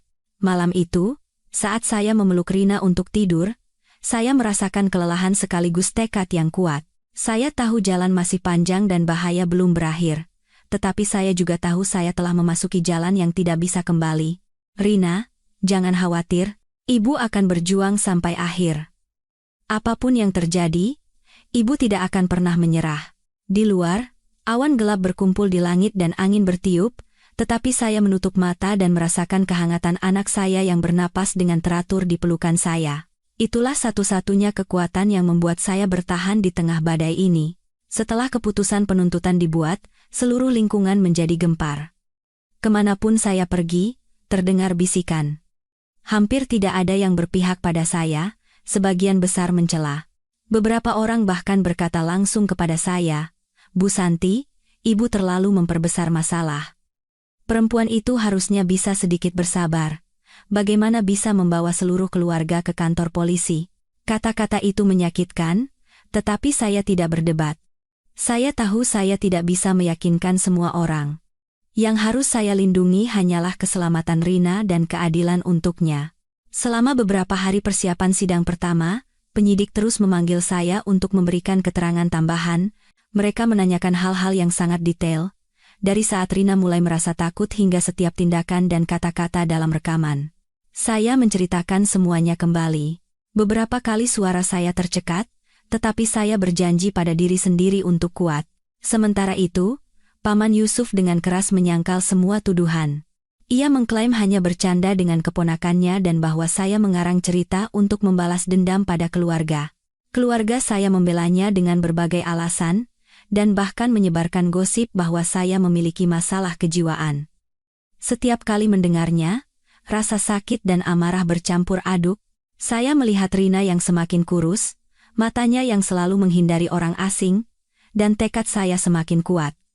Tidak, aku tidak boleh hancur. Kalau aku hancur, putriku akan kehilangan segalanya.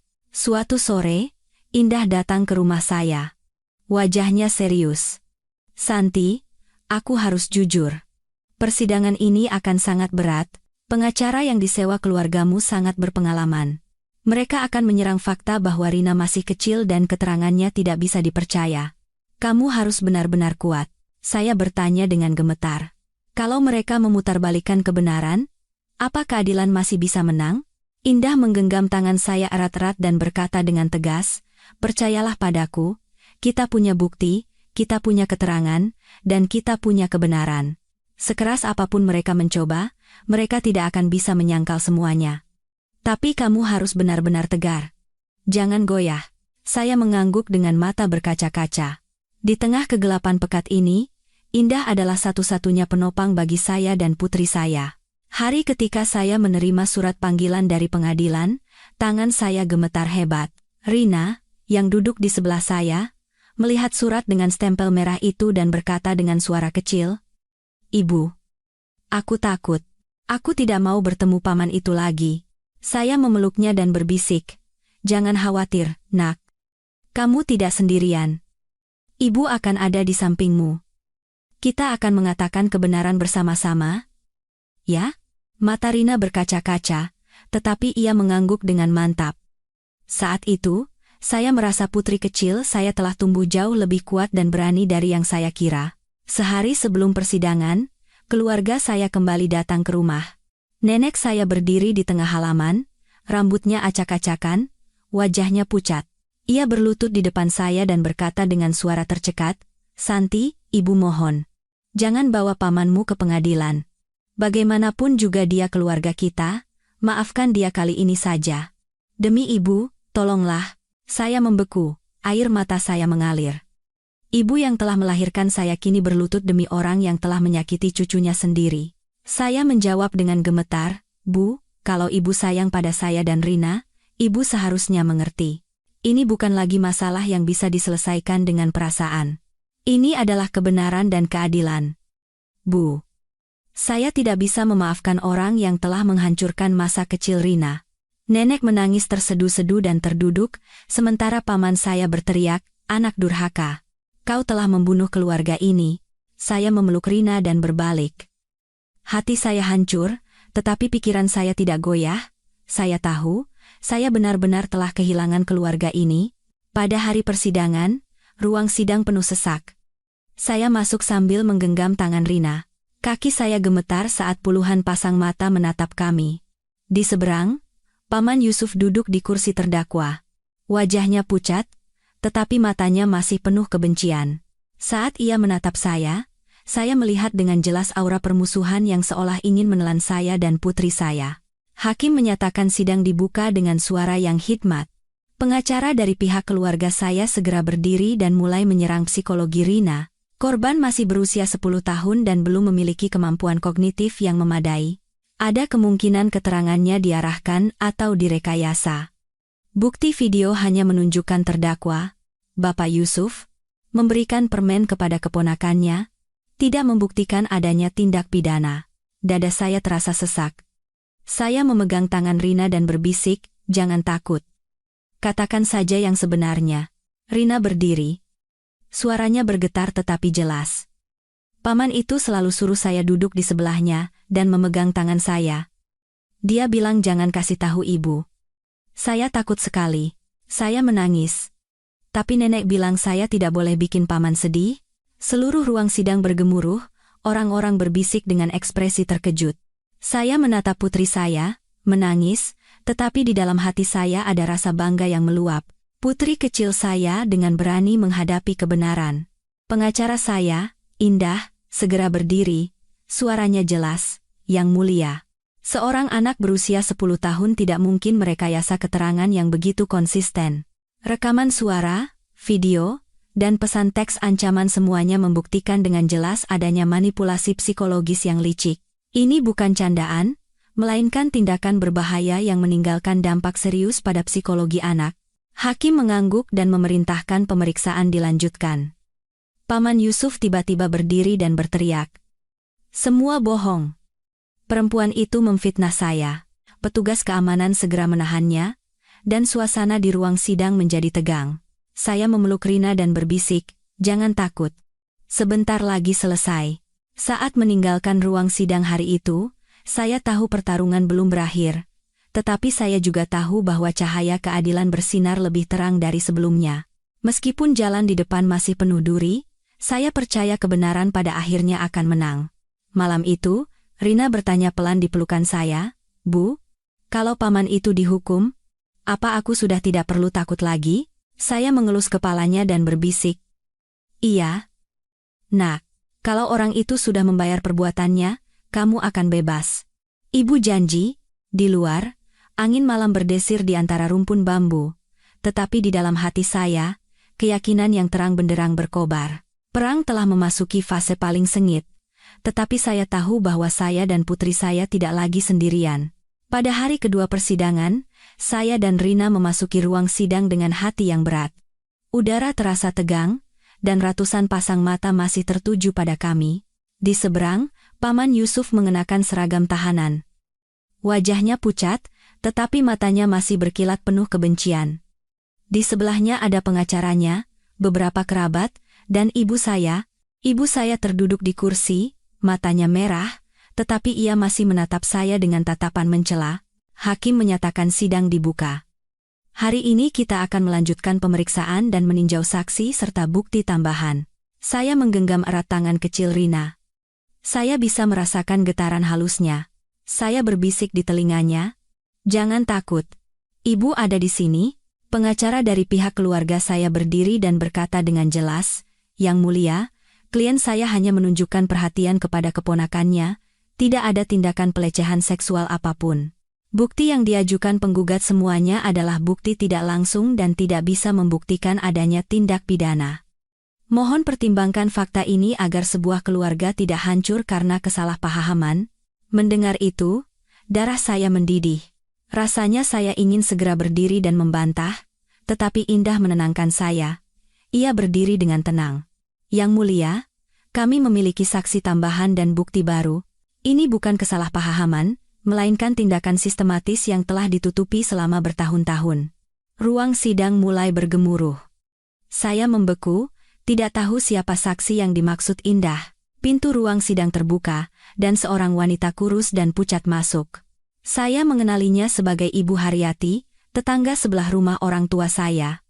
Ia hidup menyendiri dan jarang berinteraksi, jadi saya hampir melupakan keberadaannya. Ibu Haryati berdiri di depan kursi saksi dan berkata dengan suara bergetar, saya akan bersaksi. Beberapa tahun yang lalu, putri saya, yang saat itu baru berusia 8 tahun, pernah dirayu oleh Bapak Yusuf. Dia memberinya permen dan mencoba membawanya ke halaman belakang. Putri saya ketakutan dan memberitahu saya, dan saya hendak melapor. Tapi, Keluarga mereka datang dan memohon agar tidak melakukannya lagi, dan mengancam akan membuat keluarga kami kehilangan pekerjaan jika kami menyebarkan berita ini. Karena miskin, saya diam. Tapi selama bertahun-tahun, saya merasa bersalah pada putri saya. Hari ini, saya tidak bisa membiarkan anak lain mengalami hal yang sama. Suara gemuruh di ruangan itu semakin keras. Saya terpaku. Seluruh tubuh saya membeku. Apa yang saya takutkan itu benar. Paman Yusuf bukan hanya sekali. Seluruh masa lalunya yang kotor tersembunyi di bawah keheningan orang dewasa. Ibu saya pucat pasi, bibirnya bergetar, sementara paman saya yang lain berdiri dan berteriak, "Bohong." Dia mengarang cerita untuk memfitnah paman kami. Hakim mengetuk palu, menuntut ketertiban. Ibu Haryati menunduk dan menangis. Saya minta maaf karena telah diam terlalu lama. Tapi sekarang, saya akan mengatakan semuanya. Indah menyerahkan setumpuk kertas yang telah difotokopi. Itu adalah surat yang ditulis putri Ibu Haryati saat berusia 13 tahun. Tulisan tangan seorang anak yang gemetar, menceritakan apa yang dialaminya, tetapi setiap kata bagai belati yang menusuk hati semua orang. "Ibu, aku takut. Aku tidak mau bertemu paman itu lagi. Dalam mimpiku, paman itu mengejarku. Kenapa ibu tidak melindungiku?" Saat bagian ini dibacakan, saya tidak bisa menahan air mata. Banyak orang di ruang sidang juga diam-diam menunduk. Pengacara dari pihak keluarga saya tergagap. Itu hanya surat. Tidak memiliki kekuatan hukum. Indah menjawab dengan tenang, tetapi ini adalah bukti bahwa terdakwa, Bapak Yusuf, telah berulang kali melakukan tindakan serupa. Jika digabungkan dengan video, rekaman suara, kesaksian Rina, dan pesan teks ancaman yang dikirimkan kepada Ibu Santi, semuanya membentuk rantai bukti yang konsisten. Hakim mengangguk dan mencatatnya. Saya menoleh ke arah ibu saya. Ia memegangi dadanya, wajahnya pucat pasi, matanya kosong. Saya tahu. Ia sadar bahwa ia tidak bisa lagi menyangkal kebenaran. Tetapi ia masih tidak pernah menatap saya sekalipun. Saat jeda sidang, saya membawa Rina ke koridor. Anak itu gemetar, matanya berkaca-kaca. "Ibu, aku takut sekali." Tatapan paman itu menakutkan. Saya memeluknya dan mengelus kepalanya.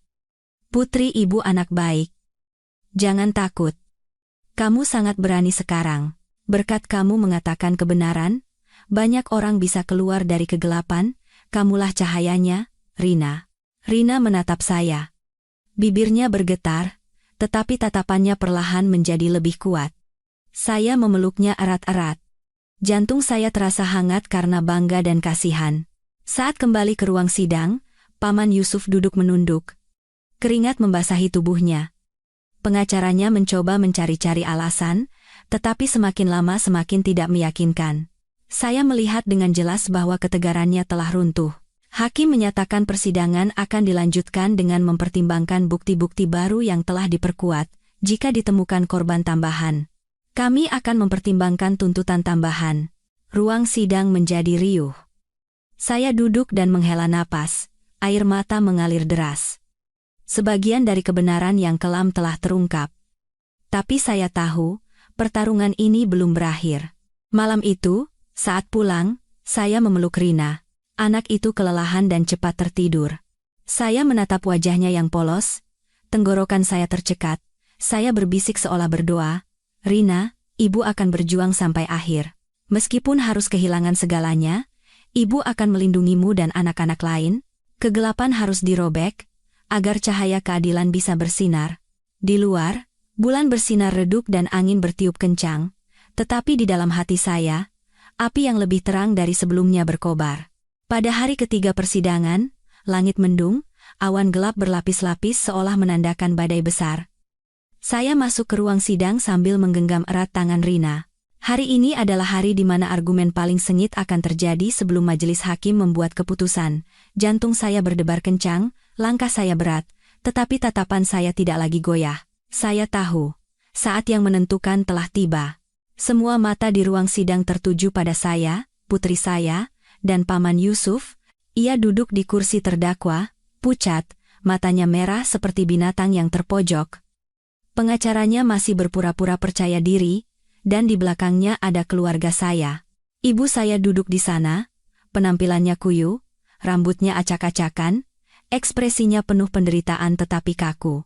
Ia tidak menatap saya, hanya menatap lantai yang dingin. Hakim mengetuk palu, suaranya bergema. Hari ini kita akan memulai pledoi akhir. Sebelum majelis hakim bermusyawarah, masing-masing pihak dapat menyampaikan pendapat terakhirnya. Pengacara Paman Yusuf berdiri lebih dulu. Suaranya bergema, setiap kata diucapkan dengan penekanan. Yang mulia, saya tegaskan bahwa seluruh kejadian ini adalah kesalahpahaman.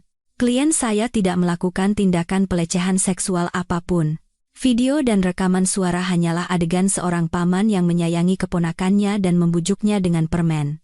Ada kemungkinan Rina merasa takut karena tekanan dari ibunya, sehingga memberikan keterangan yang memberatkan klien saya. Ia menoleh ke arah saya, tatapannya tajam. Kami mohon majelis hakim meninjau motif sebenarnya dari penggugat. Ibu Santi memiliki konflik mendalam dengan keluarganya, dan menggunakan kesempatan ini untuk memfitnah dan mempermalukan seluruh keluarga. Ini adalah keadaan yang sangat mencurigakan. Ruangan itu bergemuruh. Dada saya sesak, tetapi indah menenangkan saya. Ia berdiri, matanya bersinar, suaranya sekeras baja. Yang mulia, pembelaan itu hanyalah cara untuk lari dari tanggung jawab. Saya bertanya. Jika hanya menyayangi keponakan, mengapa terdakwa, Bapak Yusuf, menyuruh anak itu menjaga rahasia? Mengapa ia mengirim pesan teks yang mengancam nyawa penggugat dan putrinya? Dan mengapa beberapa tahun yang lalu, anak tetangga menulis surat yang melaporkan tindakan serupa? Indah berhenti sejenak, lalu berkata dengan jelas, ini bukan kesalahpahaman. Ini adalah rangkaian tindakan berulang, tindakan yang disengaja dan berbahaya bagi anak-anak. Kita tidak bisa menutupinya dengan dua kata, keluarga. Ruang sidang hening. Banyak tetangga yang duduk di kursi penonton menunduk, ekspresi mereka perlahan berubah. Mungkin mereka mulai menyadari kebenaran. Giliran saya. Saya berdiri sambil memeluk Rina erat-erat. Suara saya bergetar tetapi jelas. Yang mulia, saya tidak ingin berdiri di sini untuk melawan keluarga saya sendiri. Tapi saya harus. Putri saya baru berusia 10 tahun. Selama berbulan-bulan, ia hidup dalam mimpi buruk. Saya mendengar isak tangisnya setiap malam, melihatnya gemetar setiap kali pulang dari rumah neneknya. Seorang anak yang polos tidak mungkin merekayasa kenangan yang begitu mengerikan. Suara saya tercekat, air mata mengalir. Saya mohon, lindungi putri saya, dan lindungi anak-anak lain. Jangan sampai ada lagi yang mengalami penderitaan ini. Terdengar isak tangis, dan banyak orang di ruangan itu menyeka air mata. Rina bersandar di dada saya, matanya terbuka lebar, mengirimkan cahaya kepercayaan. Saat argumen mencapai puncaknya, Paman Yusuf tiba-tiba berdiri, wajahnya memerah, dan berteriak, semua fitnah, bukan aku yang melakukannya, perempuan itu yang mengarang semuanya. Aku tidak bersalah. Teriakan tajam itu mengguncang seluruh ruang sidang. Petugas keamanan segera menahannya. Hakim mengetuk palu berulang kali dan berkata dengan tegas. Terdakwa, harap tenang. Jika membuat keributan lagi, Anda akan dikeluarkan dari persidangan. Saat itu, saya melihat keputusasaan di matanya. Itu bukan lagi kepercayaan diri atau ketegaran. Itu adalah tatapan orang yang akan kehilangan segalanya. Di belakang, keluarga saya mulai membuat keributan. Paman saya yang lain berdiri, menunjuk saya, dan berteriak, Santi, anak durhaka, kau telah membunuh adik ibumu. Kau telah menghancurkan keluarga ini. Makian bergema. Saya memeluk Rina, air mata saya mengalir, tetapi saya mengangkat kepala tegak. Saya tidak membunuh siapapun. Keheningan dan perlindungan kalianlah yang membunuh masa kecil Rina dan anak-anak lain. Ruang sidang membeku. Ibu saya terduduk di kursi, hanya menangis, tidak bisa berkata apa-apa.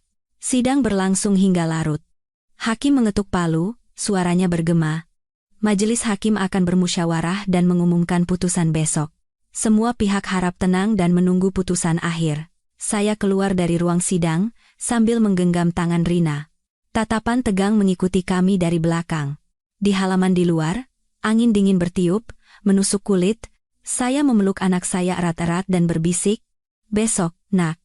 semuanya akan berakhir. Rina menatap saya dan berbisik, "Ibu, aku percaya pada ibu." Saya menggigit bibir dan menangis. Saat itu, saya tahu, apapun putusan pengadilan besok, saya sudah menang. Saya telah mengalahkan ketakutan, mengalahkan keheningan. Dan yang terpenting, saya telah berdiri bersama putri saya untuk melindungi diri kami sendiri. Keesokan paginya, pengadilan mengumumkan putusan. Langit berwarna kelabu, dan angin awal musim hujan membuat halaman pengadilan terasa dingin. Saya masuk sambil menggenggam tangan Rina. Tangannya masih gemetar, tetapi tatapannya lebih kuat. Ia menggenggam tangan saya erat-erat, seolah mengirimkan seluruh kepercayaannya kepada ibunya. Orang-orang yang penasaran sudah memenuhi kursi. Di kursi belakang, ibu saya dan beberapa kerabat masih datang. Ibu saya tampak kurus, wajahnya pucat, matanya merah. Paman saya yang duduk di sebelahnya menatap saya dengan tegang. Paman Yusuf duduk di kursi terdakwa. Penampilannya lelah, rambutnya acak-acakan, wajahnya pucat pasi. Tapi matanya masih menyimpan kebencian, seperti binatang yang terpojok. Hakim masuk dan mengetuk palu, udara seketika menjadi sunyi. Suaranya bergema dengan jelas. Majelis Hakim. Setelah meninjau seluruh berkas perkara, keterangan terdakwa, korban, saksi, serta bukti-bukti terkait, berpendapat bahwa terdapat cukup bukti untuk menyatakan terdakwa, Bapak Yusuf, telah berulang kali melakukan tindakan pelecehan dan rayuan terhadap anak di bawah umur yang telah menyebabkan kerugian serius pada psikologi dan perkembangan normal para korban. Ruangan itu bergemuruh. Jantung saya berdebar kencang, mata saya terpaku pada meja hakim. Hakim melanjutkan, tindakan terdakwa berbahaya bagi masyarakat, melanggar hak-hak anak secara serius, dan bertentangan dengan moral dan etika. Dengan mempertimbangkan bahwa terdakwa tidak menunjukkan penyesalan dan adanya upaya keluarga untuk menutupi perbuatannya, Majelis Hakim menjatuhkan hukuman 8 tahun penjara kepada terdakwa, Bapak Yusuf. Suara palu yang diketuk bergema, tegas seperti sabetan pedang. Pikiran saya kosong, seluruh tubuh saya gemetar.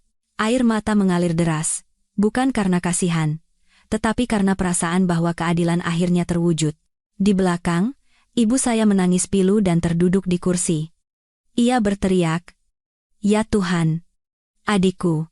Paman saya yang lain wajahnya memerah dan hendak protes.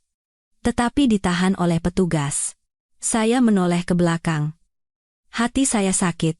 Meskipun marah dan kecewa, sosok ibu saya terlihat kecil dan kesepian. Saya diam-diam menutup mata. Air mata mengalir, tetapi saya berjanji dalam hati, "Maafkan aku, Bu. Tapi aku telah melakukan hal yang benar." Paman Yusuf berdiri di kursi terdakwa, wajahnya pucat pasi. Ia menunduk dalam-dalam, tidak bisa berkata apa-apa. Tatapan cemooh dan marah dari orang-orang menghujaninya. Ia gemetar, kedua bahunya bergetar, seolah akhirnya menyadari harga yang harus ia bayar. Setelah sidang selesai, saya keluar sambil memeluk Rina. Langit berwarna kelabu, tetapi hati saya lebih terang dari sebelumnya. Anak saya melingkarkan lengannya di leher saya dan berbisik, "Ibu, sekarang aku tidak perlu takut lagi, kan?" Saya menangis dan mengangguk. "Iya, Nak. Sekarang kamu tidak perlu takut lagi. Ibu sudah janji." Dan hari ini, ibu menepati janji itu. Rina bersandar di bahu saya dan tersenyum lega. Senyum itu menghangatkan hati saya dan menghapus semua amarah dan air mata. Selama beberapa hari berikutnya, gosip masih beredar di lingkungan sekitar, tetapi perlahan-lahan kejahatan itu berkurang. Setelah kebenaran terungkap, banyak orang mulai bersimpati pada Rina. Beberapa orang bahkan mendatangi saya dan meminta maaf, mengatakan bahwa mereka dulu tertipu oleh keluarga saya. Saya hanya mengangguk, tidak menyalahkan mereka. Yang terpenting bagi saya adalah Rina telah diselamatkan. Ibu saya masih diam dan tidak pernah datang, tetapi saya tahu ia sangat menderita. Ia telah kehilangan adiknya, dan juga kepercayaan pada keheningan yang selama ini ia jaga. Saya tidak lagi membencinya. Saya hanya berharap sisa hidupnya ia akan menyadari bahwa cinta harus ditempatkan di tempat yang benar. Mungkin ia tidak akan pernah memaafkan saya, tetapi saya berharap ia mengerti. Saya berpihak pada putri saya bukan karena kebencian, tetapi karena keadilan. Dan setelah melewati semua ini, saya menemukan diri saya telah tumbuh lebih kuat dari sebelumnya. Dulu, saya adalah wanita yang lemah dan hanya bergantung pada keluarga. Tetapi ketika kegelapan datang, saya berdiri, melawan seluruh kerabat, dan menghadapi kebenaran yang menyakitkan. Hanya untuk menjaga masa kecil yang damai bagi putri saya. Itu bukan karena saya lebih kuat dari siapapun. Itu karena saya adalah seorang ibu. Dan bagi seorang ibu, tidak ada ketakutan yang lebih besar daripada kehilangan anaknya. Saya membawa Rina menemui wali kelasnya. Bu guru memeluk Rina dan berkata dengan tatapan haru, "Kamu sangat berani. Rina, kamu telah mengajarkan banyak orang dewasa bahwa anak-anak juga punya hak untuk bersuara dan berhak dilindungi." Rina tersenyum malu-malu dan bersandar di tangan saya. Saya menatap putri saya, hati saya penuh dengan rasa bangga. Seiring berjalannya waktu, Rina perlahan kembali menjadi gadis yang ceria seperti dulu. Ia mulai lebih banyak tertawa dan terbebas dari mimpi buruk masa lalunya. Setiap kali saya melihat senyumnya, saya tahu semua penderitaan yang saya alami sepadan. Suatu sore, saat kami berdua duduk bersama, Rina tiba-tiba bertanya, "Bu, kenapa dulu ibu sering sekali menangis?" Saya memeluknya dan tersenyum dengan mata berkaca-kaca. "Karena ibu sangat sayang pada putri ibu. Tapi sekarang, ibu menangis karena bahagia." Anak itu tertawa renyah dan memeluk saya erat-erat. Di dalam pelukannya, saya merasakan kedamaian yang belum pernah saya rasakan sebelumnya. Kisah saya dan Rina mungkin meninggalkan banyak luka dan kehilangan. Saya kehilangan sebagian keluarga saya dan menjadi anak durhaka di mata kerabat saya. Tapi saya tidak pernah menyesal. Jika saya diam, saya akan kehilangan hal yang paling berharga di dunia, putri saya. Saya tahu kebenaran terkadang kejam, tetapi hanya dengan menghadapinya, kita bisa menemukan cahaya. Dan pelajaran terbesar yang saya dapatkan adalah, tidak ada nama baik yang layak dipertahankan dengan keheningan di hadapan kejahatan. Hanya cinta dan keberanian yang bisa benar-benar menyelamatkan seseorang. Saya menggenggam tangan Rina dan kami berjalan bersama di sebuah jalan kecil. Di kejauhan, sisa sinar matahari sore terhampar dengan cemerlang. Saya tersenyum dan berbisik, "Mulai sekarang, putri ibu akan tumbuh dalam cahaya. Tidak akan ada kegelapan yang bisa menyentuhmu lagi." Rina menatap saya dan tersenyum, senyum yang secerah matahari pagi. Dan saat itu, saya tahu, semua penderitaan telah berlalu untuk memberikan masa depan yang lebih cerah bagi putri saya. Para pendengar kanal pilihanmu, cerita hari ini berakhir di sini. Mungkin semua yang mendengarkan merasakan sesak di dada. Di balik ketakutan seorang anak kecil, tersembunyi kebenaran yang membuat orang dewasa pun merinding. Melalui cerita ini, kita menyadari bahwa cinta dalam keluarga tidak boleh hanya sebatas kata-kata, tetapi harus menjadi perhatian, perlindungan, dan keberanian untuk menghadapi kebenaran, seberapapun menyakitkannya. Dalam hidup, terkadang kita dihadapkan pada pilihan sulit antara ikatan keluarga dan keadilan. Tetapi yang terpenting adalah tanggung jawab kita terhadap mereka yang lebih lemah, terutama anak-anak. Diam di hadapan kejahatan bukanlah menjaga nama baik, melainkan membiarkan kegelapan menyebar. Semoga kita semua berani menyuarakan kebenaran untuk melindungi kepolosan, kepercayaan, dan masa depan anak-anak kita. Jika Anda merasa cerita hari ini bermakna, silakan berlangganan kanal pilihanmu, berikan suka, dan tinggalkan pemikiran Anda di kolom komentar. Dukungan Anda menjadi kekuatan bagi kami untuk terus menyajikan cerita-cerita yang mendalam, manusiawi, dan dekat dengan kehidupan kita. Terima kasih telah menonton dan menemani kami.